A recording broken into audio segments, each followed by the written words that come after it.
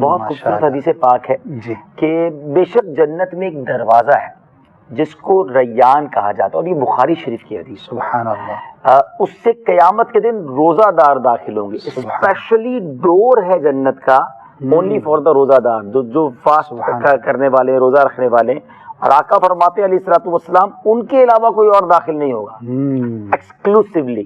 اور فرمایا کہا جائے گا روزے دار کہاں ہیں، بس یہ لوگ کھڑے ہوں گے اور ان کے علاوہ کوئی اس دروازے سے داخل نہ ہوگا۔ جب وہ داخل ہو جائیں گے تو پھر یہ دروازہ بند کر دیا جائے گا، پھر کوئی اور داخل نہیں ہوگا۔